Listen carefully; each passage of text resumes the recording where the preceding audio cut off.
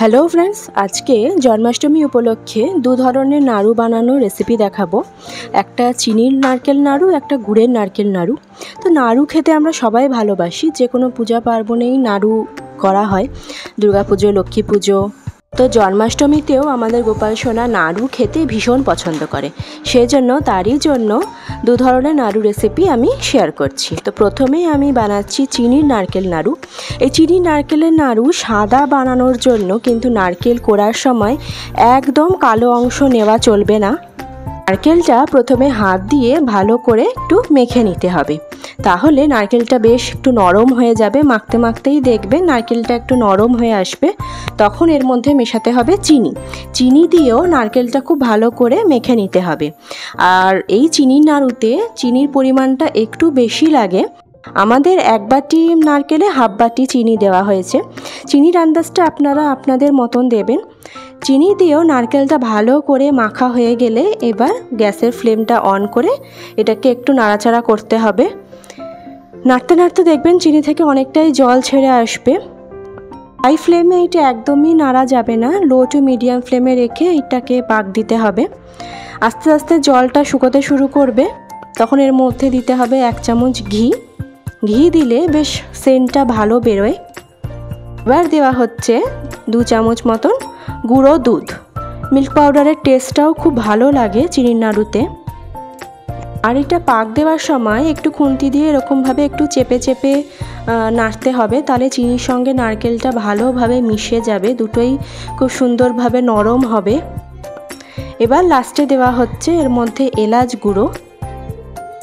এবার একটু থালাতে তুলে গোল পাকিয়ে দেখতে হবে যে এটা নাড়ুটা ঠিক পাক হয়েছে নাকি। যদি ঠিকঠাক গোল হয়ে যায় তাহলে এটা পাক দেওয়া হয়ে গেছে।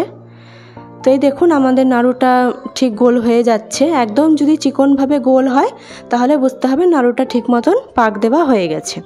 এবার এটাকে থালাতে ঢেলে নেওয়া হচ্ছে। খুব ঠান্ডা করা যাবে না, একটু গরম অবস্থাতেই এটা নাড়ুটা বানিয়ে নিতে হবে।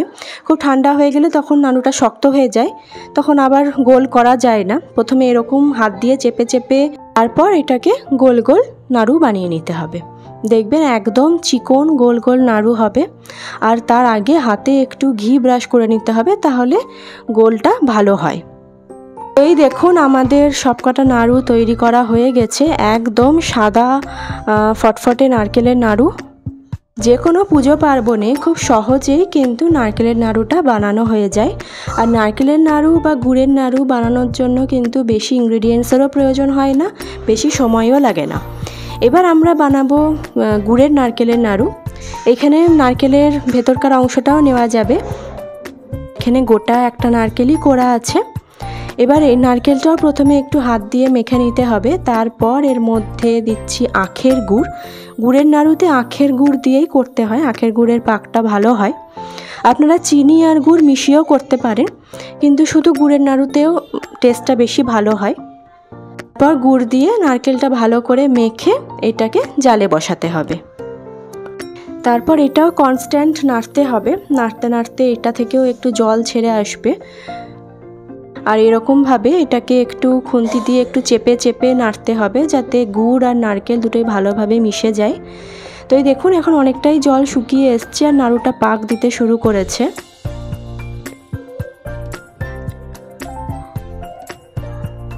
এই দেখুন নাড়তে নাড়তে কিন্তু জলটা অনেকটাই শুকিয়ে এসছে। এবার এখানে দেওয়া হচ্ছে এলাচ গুঁড়ো।